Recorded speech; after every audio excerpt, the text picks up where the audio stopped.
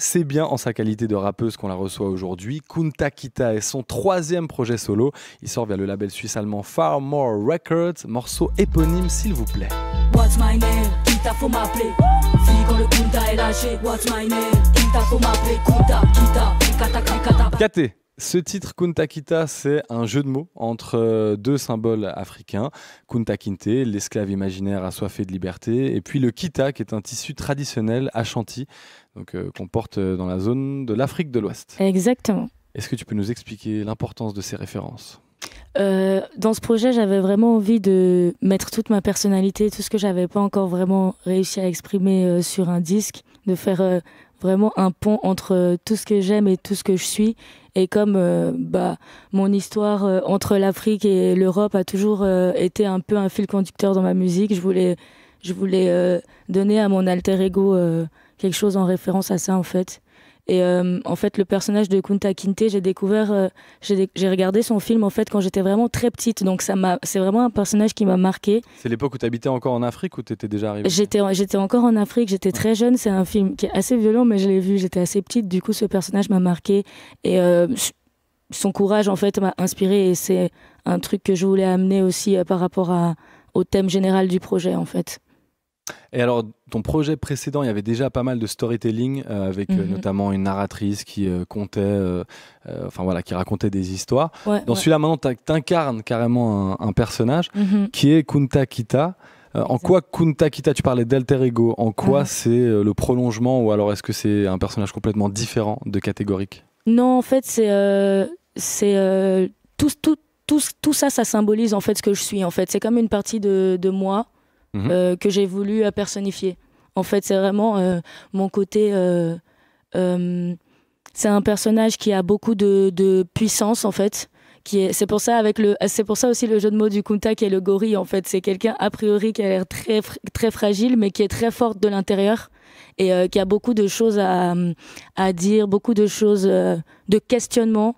En fait, que ce personnage veut utiliser pour aller vers quelque chose de positif. C'est comme un espèce de combat intérieur, en fait. Et du coup, je voulais personnifier ça avec vraiment une identité visuelle et musicale, quoi. D'ailleurs, on retrouve le gorille sur la cover du projet. Ouais. Je le disais avant, en faisant un peu ton CV, tu as fait du cinéma, tu as joué dans des films à Paris, tu as même gagné des prix dans ce domaine-là. Est-ce que le fait d'incarner des rôles à l'écran, ça a aussi débloqué ton envie de le faire d'un point de vue audio et de développer tout ce storytelling, incarner des personnages dans tes textes ? En fait, je pense que c'est quelque chose que j'avais à l'intérieur de moi, mais justement le fait de pouvoir faire du cinéma, ça m'a beaucoup inspiré à construire en fait mon identité artistique. Donc c'est venu un peu naturellement. Par exemple, le fait de me maquiller en fait le visage, de me peindre le visage, c'est un truc que je faisais déjà quand j'étais petite, même enfant, mais j'avais pas encore connecté ça à mon univers musical, etc. Donc les choses sont venues vraiment par étapes et puis c'est venu très naturellement en fait d'aller dans cette direction. Et alors en termes de direction et de choses qui se font naturellement, j'avais une question sur les choix artistiques cette fois. Dans Kunta Kita, tu as actualisé pas mal, notamment l'esthétique musicale, il y a de la trap, on entend aussi plus d'anglais dans tes textes, dans les refrains, mais toujours avec une petite vibe jamaïcaine d'ailleurs. Est-ce que c'était une volonté de ta part, justement tu t'es dit bon pour ce projet, je veux m'ouvrir à un plus grand public ou c'est une évolution justement, on parlait de naturel ? C'est ça, en fait... j'ai constaté, j'essaye de toujours être à l'écoute en fait des gens qui me suivent et puis qui viennent me voir en concert, etc. Et je commençais à aller de plus en plus en Suisse allemande, en Allemagne, dans des pays où ils comprennent pas forcément le français. Et j'ai eu plusieurs personnes qui sont venues me dire que ils trouvaient bien mes shows, mais qu'ils se sentaient frustrés de pas pouvoir chanter avec moi en fait. Et donc j'avais envie toujours dans l'idée de créer un pont, de réunir tout ça en fait et de me dire que voilà, en mettant par exemple des refrains en anglais qui sont très simples à retenir et à chanter avec moi et qui résument vraiment la chanson, ça peut permettre à tout le monde d'être vraiment réunis au milieu du morceau, parce que pour moi le refrain c'est le plus important. Donc c'est vrai qu'il y a eu plus de refrains en anglais ou plus de refrains chantés pour vraiment dans l'idée de réunir encore plus les gens en fait dans mon univers. Parce que c'était important pour moi qu'ils comprennent où je voulais en venir, quoi. Notamment le public suisse-allemand. Alors il y a une nouveauté aussi avec ce projet-là, c'est que c'est ton 3e projet que tu publies en tout cas sur des plateformes, etc. Mais c'est le premier pour lequel tu t'affilies à une maison de disques, en tout cas un label. Ça sort via Far More Records. Shout out. Yes, c'est un label de Suisse allemand qui signe pas mal d'artistes montants en Suisse allemande. Comment s'est faite la rencontre? En fait, ça s'est fait vraiment aussi avec le karma, quoi. Parce que j'étais en train de terminer le projet Kunta Kita, donc j'étais genre à la phase début de mixage, etc. Et j'avais cet objectif de trouver un label indé qui allait pouvoir me distribuer, etc. Parce que voilà, à chaque fois que je fais un projet, j'essaye d'aller encore plus loin et de faire les choses de manière encore plus carrée, surtout que depuis le début, je suis vraiment, je vais toujours dans ce sens-là et je fais les choses petit à petit. Et pour moi, je voyais pas en fait ce projet sortir sans cette étape en plus. Donc j'y pensais beaucoup en fait. Et un jour, grâce au freestyle que j'ai fait à SRF Virus, en fait, une des shout out à nos collègues. Gros shout out à Pablo et toutes les personnes de SRF Virus. J'ai participé à ce freestyle et en fait, une des personnes du label m'a vu dessus et en fait, il m'a tout simplement contacté pour me demander si j'avais besoin de quelque chose, etc. Et c'est parti comme ça. Est-ce que tu as ressenti un changement depuis cette collaboration? Est-ce que tu vois, tu fais plus de concerts, il y a un accompagnement plus professionnel autour de toi? Maintenant, je vais de plus en plus en Suisse allemande, par exemple. Et puis, c'est surtout, en fait, que je pense que quand on est artiste, il y a certaines choses qui touchent qui touchent au métier artistique, mais qui sont pas des compétences de l'artiste. Et en fait, je pense que c'est quelque chose qui demande tellement beaucoup d'énergie et qui demande clairement des skills, en fait, que en tant qu'artiste, des fois, tu n'as pas, en fait. Et c'est vraiment une manière, c'est vraiment beaucoup plus simple et beaucoup plus clair, en fait, pour moi, d'avoir, en fait, ces choses qui sont séparées. Parce que même, en fait, moi, dans ma personnalité, c'est pas trop mon truc. Je saurais pas exactement quoi faire pour bien promouvoir un projet ou machin, parce que tout simplement, je pense que c'est pas forcément l'artiste qui... Si on n'a pas ce truc, en fait, vraiment, on peut pas savoir bien le faire. Et du coup, le fait de pouvoir vraiment avoir une équipe où tout le monde sait ce qu'il fait, etc., machin. Jusqu'à présent, on avait Gudis pour le booking, mais il n'y avait pas en fait tout ce côté-là. Et du coup, c'est une étape en plus que j'avais envie d'ajouter. Et ça fait super plaisir. Donc pour l'instant, je suis en train de faire de plus en plus de shows en Suisse allemande, à l'étranger aussi. On va partir sur les dates. Yes. Voilà. Et donc, ouais, ça fait plaisir. J'ai eu surtout des bons retours de la part des gens sur le projet. Et ouais, c'est cool. Salutations à Gulise, donc ta manageuse qui a longtemps organisé les End of the Week. Ouais, gros big up, gros shout out aussi. Kata Eke, Kunta Kita et dans Nayuno, le message est clair, elle demande unité, diversité. Oui, car le pluriel ne serait rien sans une foule de singuliers. Singulier plus singulier donne pluriel de plus belle. C'est grillé, je suis cette guerrière en jeans, prête à sortir des disques, fait réflexion extraordinaire au pluriel. Singulier, c'est catégorique, a.k.a. Kunta Kita, mon morceau préféré de ton projet, avec cette flûte, ouais, carrément. Ah, c'est cool. Avec cette flûte un peu à la Mask-Off, c'est un sample de manga. Ouais, ça vient de Naruto. Ah, Naruto, ouais. Ça vient de Naruto. Donc voilà, tous les fans de manga, ils ont vu le clin d'œil au manga, quoi. Vous avez pu clairer le sample ou là c'est la maison de disques qui va se prendre. Et chaque semaine on pose cette question. Non, alors en fait non mais j'ai checké les trucs avant, donc c'est bon normalement. Ok. Et si jamais ils le découvrent après cette interview, nous on n'était pas là, on ne savait pas. Tu veux à chaque fois que nos invités se fassent griller. On est des baltringues en fait, on est des baltringues. Bon, quels sont les retours de ta fanbase traditionnelle justement que tu as habitué à enfin toi tu posais plutôt sur des trucs boom bap etc. Avec ces titres un peu plus actuels. Quels sont les feedbacks? J'ai reçu des super bons retours et en fait ils étaient pas en fait les gens vraiment qui me suivent vraiment depuis quelques temps n'étaient pas du tout étonnés en fait. Parce que c'est vrai que sur scène je faisais souvent, parce qu'il y a ce truc de freestyle, donc sur scène je faisais souvent des freestyles, des morceaux inédits, etc. Et il y avait très souvent des trucs reggae ou bien des trucs avec des instrus plus actuels, etc. en fait, parce que dans le freestyle Nayuno, juste t'avais posé sur une prod de Kendrick Lamar, c'était Damn, je crois. Ouais. Donc c'est vrai que c'est pas ta première fois, mais c'était des phases B. Oui, exactement. C'est juste que j'avais pas encore intégré ça vraiment dans un projet. Et pareil, comme avant, en fait, quand c'est comme ça, je me pose même pas la question et les choses, elles deviennent tellement évidentes, en fait. Et du coup, dans le processus, ça me paraissait tellement naturel. En fait, maintenant, je suis plus la même personne parce que j'ai vécu tellement de choses. Je suis plus la même personne qu'il y a 10 ans en arrière. Donc, je peux pas vraiment écrire les mêmes choses en fait. Et du coup, c'est vraiment automatique pour moi d'essayer d'aller en fait toujours vers l'avant et de m'inspirer de plein de trucs. En fait, j'ai toujours écouté plein de trucs. C'est juste que je pense qu'avant ça, j'étais dans un certain mood et que ça va toujours être en fait comme ça. Les moods évoluent tout le temps en fait. Donc voilà. Et avant, tu avais une humeur un mood un peu plus, on va dire, pessimiste. Mélancolique, ouais. Ton premier projet, c'était Tentative de survie. Ouais. Là, dans ce projet-là, il y a plusieurs fois où tu dis j'essaie d'être positif. Je crois en une... mince, je l'ai noté quelque part. Là, c'est un fail de ma part. Je crois en un réveil ou quelque chose comme ça. Dans un des textes, en gros, tu es optimiste. Tu penses qu'on va vers quelque chose de mieux. Tu penses qu'on va vers quelque chose de mieux? Ouais, je pense vraiment. Parce que j'ai l'impression que... En fait, c'est ce que je ressens quand je parle avec des gens autour de moi, etc. C'est vrai qu'il y a plein de trucs qui vont pas autour de nous. Mais j'ai aussi l'impression qu'il y a justement plein de gens qui en prennent conscience et qui essayent de, à leur manière, faire des choses pour que ça change, en fait. Et j'ai choisi de voir ça plutôt que de me concentrer sur décrire ce qui n'allait pas. Parce qu'en fait, c'est juste qu'à un moment donné, je me suis dit, c'est bien de décrire ce qui va pas, mais ça me permet pas de changer ce qui va pas. Donc, du coup, tu préfères valoriser ce qui... je suis allée vers une quête de solutions, on va dire, dans un questionnement. Et c'est pour ça que, par exemple, Aura, je l'avais sous-titré « Il était une fois grandir », parce que j'étais dans cette période de entre-deux.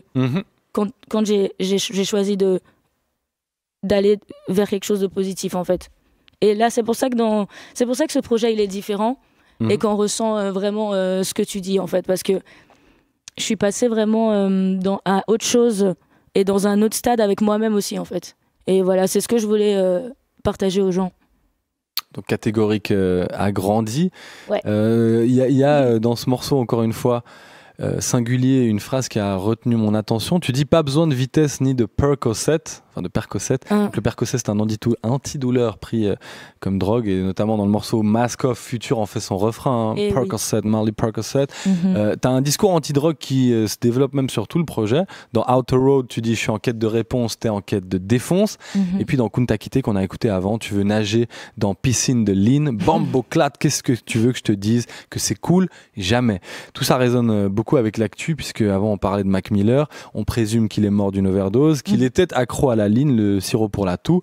Est-ce que Fuck Drugs est ton slogan? En fait, ce que j'essaye de dire, c'est que en fait, je ne juge pas la personne qui prend de la drogue, en fait, parce que je ne suis pas à sa place. Je ne peux pas juger pourquoi elle le fait, en fait. Donc mon souci n'est pas là, en fait. Mon souci, en fait, c'est que le hip-hop, en fait, est quelque chose qui a beaucoup d'influence sur le monde qui nous entoure, les jeunes, les personnes qui nous écoutent. Et même si on ne le souhaite pas à la base quand on fait de la musique, on a des responsabilités à partir du moment où des personnes nous écoutent. Et je me dis, en fait, c'est ça qui me gêne, c'est de me dire que en fait, on est passé d'un discours de « Ah, faites attention » ou peut-être « Ouais, je dois vendre de la drogue parce que j'ai pas le choix, mais c'est pas très cool » à « Ah ouais, en fait, je prends des drogues super dures et tout, et en fait, c'est génial et faites-le, quoi. » Comme je cite Lil Pump dans son dernier morceau, c'est carrément son refrain. Il dit je vous explique comment vivre la vraie vie, vous devez prendre des drogues dures et ne pas y réfléchir, quoi. C'est Drug Addict. Ah, Drug Addict, c'est vrai, il y a Charlie Sheen dans le clip. Ouais, en fait, c'est carrément dans son refrain. Et en fait, moi, ça m'inquiète. En fait, c'est ça, c'est de l'inquiétude.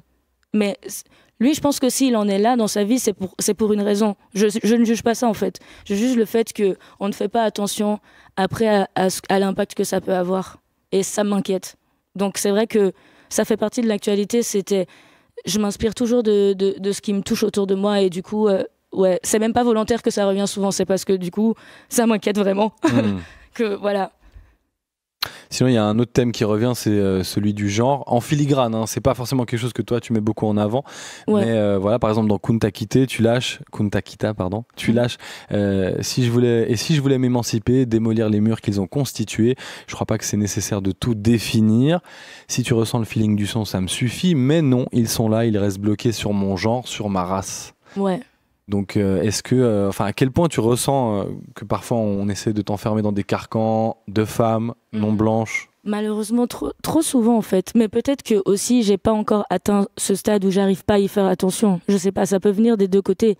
Mais en fait, c'est juste que moi, j'ai toujours fait les choses sans me poser ce genre de questions. Et en fait, j'ai tellement l'impression parfois que plus j'essaye d'exprimer des choses dans ma musique, plus on essaye autour de moi de me caser dans quelque chose qui moi-même n'a pas d'importance pour moi en fait. Et ça peut être plein de petits trucs. Ça fait même pas partie de moi en tant qu'artiste, même moi en tant que personne, tu vois. N'importe qui peut ressentir des fois qu'on a l'impression qu'il a l'impression que les autres autour ne veulent pas qu'il soit là, quoi. Et en fait, c'est un peu cette sensation des fois de malaise juste parce que je suis moi. Et ça, c'est un truc que j'ai du mal à comprendre. Et c'est vrai que ça revient souvent et même ça m'a toujours accompagnée, je pense, depuis mes premiers projets. Peut-être que là, je l'exprime d'une manière différente, plus clairement peut-être. T'as l'impression de parfois pas être à ta place en tant que femme qui rappe dans le milieu du rap ou parfois même l'inverse, c'est-à-dire en tant que rappeuse qui, même dans les personnes qui partiraient peut-être d'une bonne intention mais voudraient justement te remettre sur le dos plein de causes que finalement... En fait, c'est plutôt que j'ai l'impression que moi, en tant que... mon identité artistique singulière, comme on me disait singulier avant, tu vois, spéciale, n'est en fait peut-être pas clairement comprise et du coup on essaye de me mettre dans plusieurs trucs alors qu'au final je suis à la fois toutes ces choses et pas toutes ces choses en même temps. Sauf que moi je pense que c'est la définition de tout le monde en fait. En fait pour moi c'est très difficile de classer une personne dans une case et ça me questionne de pourquoi les gens ont toujours besoin de le faire. C'est plus ça en fait. Du coup moi je me dis je suis une artiste qui fait un truc. Mais les gens vont se dire ah non c'est la fille qui rappe et des fois j'ai même l'impression qu'ils vont tellement rester là-dessus qu'ils écoutent même plus ma musique, tu vois. Et d'où cette réflexion voilà, c'était ma manière de dire les gars en fait en vrai on s'en fout si le son il est bien écoute, voilà quoi. Alors moi à titre personnel la question des femmes dans le rap m'intéresse particulièrement. En tant qu'homme, en tout cas, je ressens beaucoup de sexisme ambiant dans les paroles d'hommes envers les femmes, pas forcément les femmes rappeuses, mais les femmes en général. Et il y a aussi la question du peu de rappeuses, en fait, dans ce milieu. Toute cette problématique des role models, les modèles auxquels les enfants aimeraient pouvoir s'identifier. On le voit, il y a des statistiques même qui montrent que les disques de platine aux États-Unis émanant de femmes ont diminué avec le temps. Avec le temps. Dans ton projet, tu cites quelques femmes fortes, tu cites Angela Davis, tu cites Daenerys, le personnage de Game of Thrones, mais tu cites pas d'autres rappeuses par contre, à moins que je me trompe pas. Mais je l'ai fait souvent par le passé, mais tu vois, je l'avais même pas remarqué. C'est pas du tout un reproche, c'est plus est-ce qu'il y a quand même des rappeuses qui t'ont influencé, que tu as pu prendre justement comme role model? Grave, pour moi la queen c'est Lauryn Hill, depuis toujours. C'est ma queen. Là, j'ai presque pleuré quand j'ai vu qu'il n'y avait plus de place pour son concert à Paris. Là. Ah ouais, c'est déjà sold out. Oui. Non, vraiment, par exemple, il y a elle, il y a eu Kenny aussi, que j'ai énormément écouté. Kenny Arcana, que j'ai énormément écouté quand j'étais ado. C'est une des artistes, des rappeuses que je respecte le plus. J'ai beaucoup écouté Missy Elliott. Pour moi, ça fait partie d'une des queens aussi. Yves, Foxy Brown. Enfin, vraiment, en fait, j'ai toujours écouté principalement du rap US en fait, et il y a beaucoup plus de femmes aussi à comparer, je veux dire, qui ont fait des longues carrières et tout, que des rappeuses françaises. Donc c'est vrai que j'ai surtout des influences américaines en fait. Est-ce que tu as une théorie qui expliquerait le peu de rappeuses francophones à travers l'histoire? Par décennie, il y en a une ou deux qui marquent. Je te demande pas d'en trouver une, je dis est-ce que tu t'es déjà... Est-ce que tu as identifié notamment des facteurs qui limitent un peu les possibilités pour des rappeuses de percer? Mais en fait, j'ai l'impression, parce que à force de faire des trucs, de rencontrer des gens et tout ça, j'ai pas l'impression qu'il y a moins de rappeuses que de rappeurs. En fait, j'ai plutôt l'impression que on se dit qu'il n'y a pas beaucoup de rappeuses. Donc, elles aussi, elles se disent que peut-être qu'elles n'ont pas trop le droit de rapper. Donc, peut-être qu'elles le font dans leur coin, ou peut-être qu'elles se montrent pas trop, ou peut-être que du coup, les gens ne vont pas vers elles. En fait, j'ai l'impression que c'est un truc qui tourne en rond, quoi. Donc c'est un cercle vicieux. Un cercle mais par vicieux. contre, le résultat, c'est qu'il y a moins d'exposition, en tout cas, de femmes Oui, exposées qui. mais par ça va exemple, dans les... Ouais, et du coup, ça va dans les deux sens. Je pense qu'il y a des femmes qui peut-être n'osent pas parce qu'elles se disent qu'il n'y a pas assez de femmes qui le font. Mhm. Et inversement, ceux qui pourraient les mettre en avant, ou que sais-je, n'essayent pas de peut-être les trouver, en fait. Mais moi, j'en rencontre plein. Et j'en écoute plein aussi qu'elles soient très connues en passant des Remy Ma, des Cardi B, tu vois, à des beaucoup moins connues, même des rappeuses suisses-allemandes et tout ça, tu vois. Mais ouais, je pense Après, que tu vois, c'est si un on truc prend- à se développer. Je sais pas s'il y a qu'une seule raison. Ouais, non, alors évidemment, Ouais. là, je posais la question, Ouais. on va pas résoudre l'équation Ouais, comme ça. c'est bon. Mais tu vois, si on prend l'exemple de Rentre dans le cercle où t'as figuré, par épisode, il y a au maximum 2 rappeuses, alors Oui. qu'il y a à chaque fois au minimum 4-5 rappeurs. Mais au moins, ils le font. Ah ouais, non, alors c'est pas pour les C'est blâmer cool. eux. Ouais, bien sûr. Si on Mais au prend moins, ça ils comme le une font. photographie Ouais. du rap actuel, Ouais. la proportion, elle est de 1 pour 5. Parfois, il y en a pas. Parfois, il y en a 2 pour 8. Ouais. Ouais, non mais c'est vrai, mais je me dis c'est déjà une étape vers l'avant parce que en fait c'est comme avant, je disais, les gens n'y pensent même pas. Eux au moins ils y pensent et du coup ça fait aller de l'avant. Ouais. Et peut-être qu'aussi d'autres filles elles vont se dire mais moi aussi je veux passer dans un épisode, et peut-être que voilà elles vont essayer de le faire, etc. Donc ça commence bien quelque vertueux. part. Ouais. On inverse le cercle. Ouais. Tant mieux. On parlait de cercle. Big up à Rentre dans le cercle qui crée Gros des big cercles up. vertueux. Gros shout out. Tu parlais Rentre dans le tu parlais de Cardi B avant. Bon, il y a cette actu de Nicki Minaj et Cardi B qui Ouais. se sont clashés, mais au-delà de l'événement un peu people, moi je trouve assez criant que on voit dès que 2 meufs se retrouvent en haut du game, elles rentrent forcément en compétition. Il y a justement la rareté en fait créée dans un milieu aussi compétitif que le rap crée ces compétitions directement bilatérales pratiquement. Ouais. Et dans ce cas-là, je sais pas si tu avais vu, il y avait la rappeuse anglaise Lady Lesher qui avait dit que à l'époque, elle aurait pu signer chez Atlantic, mais il lui avait tout de suite demandé, genre si tu signes avec nous, il faudra que tu rentres en clash. Ça, c'est une vidéo, c'est filmé et tout. Ouais. Après, on peut la croire ou pas, mais elle disait qu'il faudra tout de suite rentrer en clash avec Nicki. Nicki Minaj.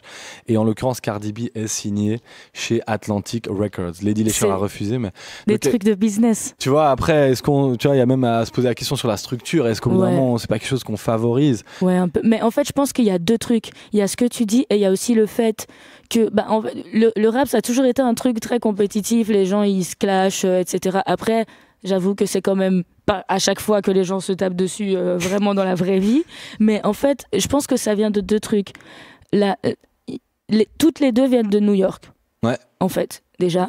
Nicki, elle est là depuis un bon moment, et puis malgré qu'il y ait d'autres femmes aussi rappeuses US, c'est celle qui a toujours été tout en haut au niveau de c'est une pop star. Ouais. Elle vend beaucoup d'albums, elle a une fanbase énorme, elle a un business, elle est riche, donc vraiment elle était au top du game. Et forcément, une autre meuf arrive de New York, mais c'est qui représente aussi une minorité, mais une minorité différente de celle de Nicki Minaj. Donc forcément, les gens, automatiquement, ils les comparent. Ouais, la comparaison. Et du coup, c'est des êtres humains. Donc plus on va les comparer, plus elles vont se monter la tête, plus elles vont se dire, plus elles vont se voir comme des rivales, alors qu'au final, elles viennent de la même ville, elles pourraient se mettre ensemble et tout casser, etc. Et peut-être qu'à cause de ces choses, le fait d'être comparé tout le temps et tout ça, peut-être que ça nourrit en fait cette compétition qui devient malsaine. Parce que déjà, le hip-hop est déjà très compétitif. Donc c'est un tout. Est-ce que toi, dans le milieu francophone, on a souvent tendance à... Ah, il y a une autre rappeuse non blanche qui a des locks. C'est la nouvelle. Ou est-ce qu'on t'a déjà appelé la nouvelle Lauryn Hill? La dernière fois, j'ai vu ça pour Danitza. No disrespect à des confrères journalistes, mais toujours... Mais c'est pour la comparaison, c'est exactement ça. Et en fait, moi, c'est plutôt dans le sens... quand tu fais du rap en français et que t'es une meuf, forcément... rien qu'aujourd'hui, j'ai reçu un commentaire sur ma chaîne Facebook, c'est la Kenny Arcana de Suisse. Pourquoi, en fait, je dois être quelqu'un... Enfin, tu vois? Non, en fait, moi, c'est juste Kenny, je la respecte de ouf, j'aime énormément ce qu'elle fait, mais j'ai pas envie que tu me dises que je suis un double d'elle, en fait, parce que j'essaye de faire mon truc. Mais forcément, il y a toujours de ça, en fait, qui revient, et moi, j'essaye de sortir de ça. Parce que ça me ressemble même pas, en fait, de réfléchir à ces trucs. Vous avez bien compris, arrêtez d'essayer de comparer KT. Ce n'est pas KT Arcana, c'est catégorique et qui est Kunta Kita. Exactement, bien dit. KT, merci infiniment d'être venu répondre à nos questions. Merci à toi. Kunta Kita est dispo sur toutes les plateformes. On te retrouve sur Instagram, catégorique, et en tournée partout dans le monde, hein, de Bilbao à New York, en passant par Martigny. Ce sera le 28 septembre à l'Espace Tribu. Et à Genève, tu seras le 15 novembre lors du festival Les Créatives. Merci beaucoup. Merci à vous, gros big up. À très vite, j'espère. Kunta Kita disponible partout. Big up, couleur 3.